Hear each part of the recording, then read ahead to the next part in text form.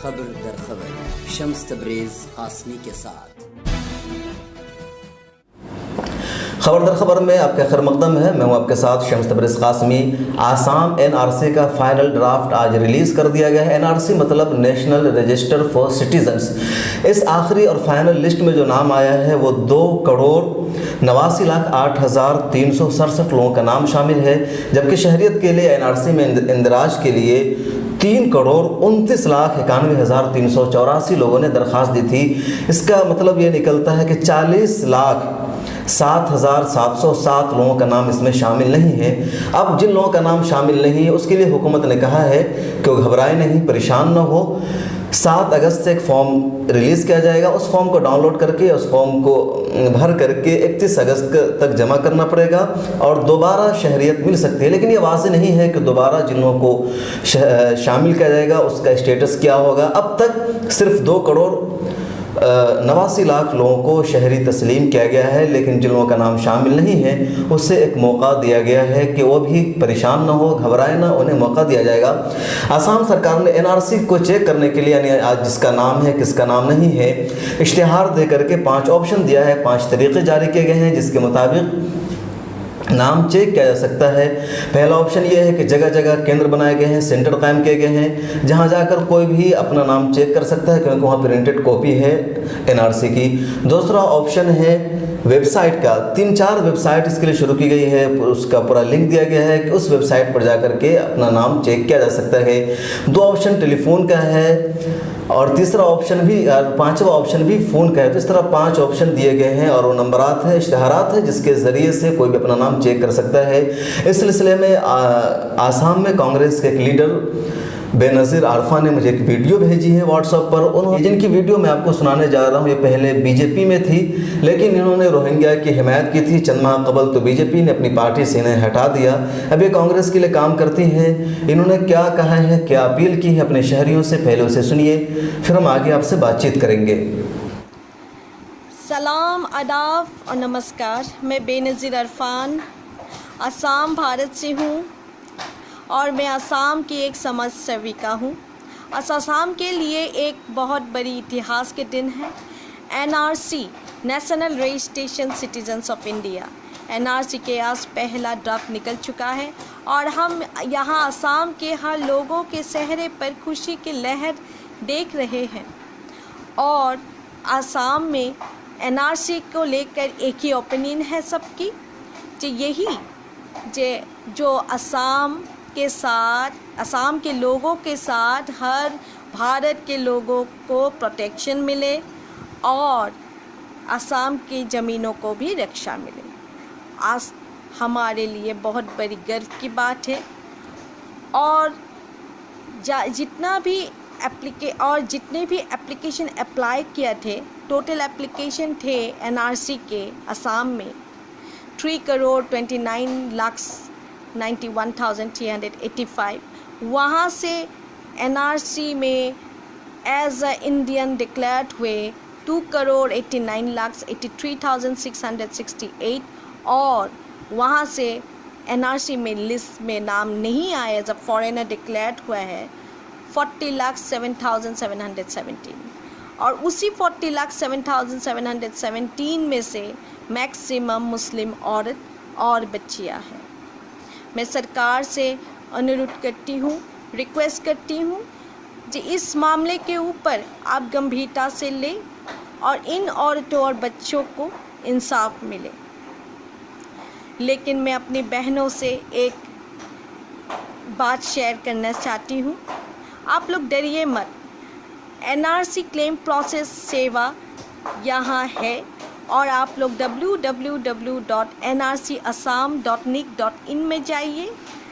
वहाँ से 7 अगस्त 2018 के बाद आप फॉर्म डाउनलोड कर सकते हैं। एनआरसी क्लेम फॉर्म डाउनलोड करिए और फिर से आप एनआरसी सेवा केंद्र में जाके आप 30 अगस्त 2018 से लेकर 28 सितंबर 2018 के भीतर आप इसे जमा करिए और खुश रहिए। फिर से आपका एनआरसी में नाम आ जाएंगे। और मैं फिर से सरकार से रिक्वेस्ट कर रही हूँ कि इसे गंभीरता से लें और औरतों को इंसाफ मिले। धन्यवाद। नेशनल रजिस्टर फॉर सिटीजन्स का मामला बहुत पुराना है और ये कब शुरू हुआ हम उसके बारे में पहले आपको बताना चाहते हैं। हमारे हिंदुस्तान में सबसे पहले इंदिराज का मामला 1951 में हुआ और 1951 में जितने लोग हिंदुस्तान में थे उन तमाम को हिंदुस्तान में शहरी तस्लीम किया गया। सिटीजनशिप एक्ट 1955 के तहत इसको कानून का दर्जा भी हासिल दिया गया और तमाम लोगों को कानूनी तौर पर शहरी तस्लीम किया गया। अचानक हुआ क्या कि 1979 में आसाम में दो तंजीम एक हंगामा खड़ा कर दी। उसने तहरीक चलाई कि आसाम में लाखों लोग बांग्लादेशी हैं, गैर मुल्की हैं, वो दरअंदाज है, उन्हें यहाँ से दरबदर किया जाए। उनकी वजह से आसाम को ख़तरा है, आसाम की मैशत को ख़तरात लायक है, आसाम की जोग्राफ़ी को ख़तरात लायक है और जो लोग आसाम के हैं उनकी ज़िंदगी को ख़तरात लायक है। आसाम तबाह व बर्बाद हो जाएगा। उनके तहरीक ज़ोर पकड़ती रही। उन लोगों ने इल्ज़ाम लगाया कि बांग्लादेश और पाकिस्तान यानी मशरक़ी पाकिस्तान और मगरबी पाकिस्तान के दरमियान जो जंग हुई है उस जंग की वजह से लाखों लोग बांग्लादेश से आसाम में हिजरत करके आ गए हैं और लोग यहाँ मुस्तकिल सुकूनत इख्तियार कर चुके हैं। वो वापस नहीं जा रहे हैं। उनकी वजह से आसाम का मुस्तकबिल ख़तरे में है। ये दो तंजीम जो एहतजाज कर रही थी उसमें से एक है ऑल आसाम स्टूडेंट यूनियन और दूसरी तंजीम है ऑल आसाम गण संग्राम परिषद। इन दोनों तंजीम का एहतजाज बढ़ता रहा। पुरतशद्दुद एहतजाज इन्होंने शुरू कर दिया। 6 सालों के एहतजाज के दौरान एक पार्टी यहाँ से निकल कर के आई, आसाम गण परिषद, जो आसाम में हुकूमत भी बना चुकी है। मरकज़ी सरकार उस वक्त राजीव गांधी वज़ीर आज़म थे। वो इन मुजाहिरीन के सामने झुकने पर मजबूर हुए और बिल आखिर ऑल आसाम स्टूडेंट्स यूनियन और ऑल आसाम गण संग्राम परिषद के दरमियान और हुकूमत हिंद के दरमियान यानी वो दो तंजीम और इधर से हुकूमत के दरमियान एक माहिदा तय पाया। उस माहिदा का नाम रखा गया आसाम अकॉर्ड। आसाम अकॉर्ड में तय पाया कि अज़सर-ए-नौ आसाम में शहरी इंदिराज का काम किया जाएगा यानी नेशनल रजिस्टर फॉर सिटीजन्स का आसाम में दोबारा काम किया जाएगा और उस सिटीजनशिप का खाका तैयार किया गया कि किस बुनियाद पर किया जाएगा। उसकी जो ख़ास बात थी वो ये थी कि 1971 से पहले जो लोग आसाम में थे वो तमाम लोग आसाम और हिंदुस्तान के शहरी करार दिए जाएंगे। 24 मार्च यानी 25 मार्च 1971 के बाद से जो लोग आसाम में आए हैं उन्हें शहरी तस्लीम नहीं किया जाएगा, क्योंकि 25 मार्च 1971 को ही मशरक़ी पाकिस्तान यानी बांग्लादेश के साथ मिलकर के हिंदुस्तान ने जंग का ऐलान किया था। तो उसमें यह तय पाया गया कि 24 मार्च डेडलाइन थी और उससे पहले जो लोग थे यानी 25 मार्च 24 मार्च तक उन तमाम को शहरी तस्लीम किया जाएगा। उसमें यह भी तय पाया कि कौन से डॉक्यूमेंट्स को तस्लीम किया जाएगा, कौन से डॉक्यूमेंट्स को नहीं तस्लीम किया जाएगा। एक कमेटी तश्कील दी गई और उस कमेटी ने 16 किस्म के दस्तावेज़ को तय किया कि 16 दस्तावेज़ हैं जिसकी बुनियाद पर शहरी तस्लीम किया जाएगा। जिसके पास ये दस्तावेज़ नहीं होंगे उसे यहाँ का शहरी तस्लीम नहीं किया जाएगा। चुन दस्तावेज़ में PAN card, voter ID card, driving licence या बर्थ सर्टिफिकेट के अलावा पंचायत सर्टिफिकेट भी था। 2016 में जब आसाम में बीजेपी की सरकार बनी तो उसने एक काम ये किया कि पंचायत सर्टिफिकेट को गैर मोतबर करार दे दिया और कहा कि पंचायत सर्टिफिकेट की बुनियाद पर किसी को शहरी तस्लीम नहीं किया जाएगा, जिसकी बुनियाद पर सुप्रीम कोर्ट का दरवाज़ा खटखटाया गया। उससे पहले भी कई केसेस थे यानी 2009 से ही मोहम्मद अजमल सुप्रीम कोर्ट पहुँच चुके थे इसी मामला को देखने के लिए। सुप्रीम कोर्ट ने फैसला इन लोगों के हक़ में दी और सुप्रीम कोर्ट ने कहा कि पंचायत सर्टिफिकेट को मोतबर माना जाएगा और 16 डॉक्यूमेंट्स में पंचायत सर्टिफिकेट भी शामिल था। इसके बावजूद जिन लोगों ने ये तैयार किया तो उन्होंने कई बुनियाद पर नाम को तब्दील कर दिया। उमूमन ये देखा जाता है या देहातों में बर्थ सर्टिफिकेट बनाने का रिवाज नहीं है। अब गुज़िश्ता 2-3 सालों से जगहों पर हुआ है तो गया कि उमूमन देहातों में बर्थ सर्टिफिकेट बनाने का रिवाज नहीं होता है। वोटर ID कार्ड ये चीज़ें और ये चीज़ें आसाम में 1971 के बाद बनी ही नहीं थी, चूँकि डिवोटेड करार दे दिया गया था एक बड़ी तादाद को, तो उसकी बुनियाद पर लोगों के पास सर्टिफिकेट नहीं थी। पंचायत सर्टिफिकेट को गैर मोतबर करार दे दिया गया था तो काफ़ी दिक्कतें आ रही थी। सुप्रीम कोर्ट के फैसले के बाद ये किया गया, लेकिन इसके बावजूद 40 लाख लोगों का नाम शामिल नहीं है, तो जिसका मतलब है कि सुप्रीम कोर्ट की हिदायत को नज़रअंदाज किया गया है।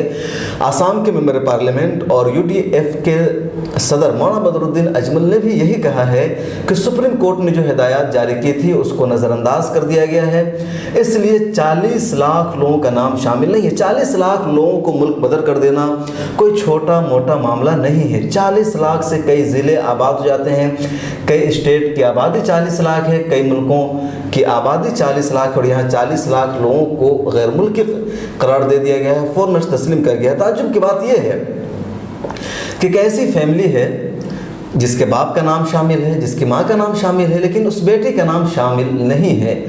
तो ऐसा लगता है कि कहीं ना कहीं जानिबदारी से काम लिया गया है। दूसरी तरफ शहरी एक्ट जो हिंदुस्तान का है, सिटीज़नशिप एक्ट, उसमें अमेंडमेंट करके तरमीम करके बांग्लादेश के हिंदुओं को शहरियत फराहम की जा रही है।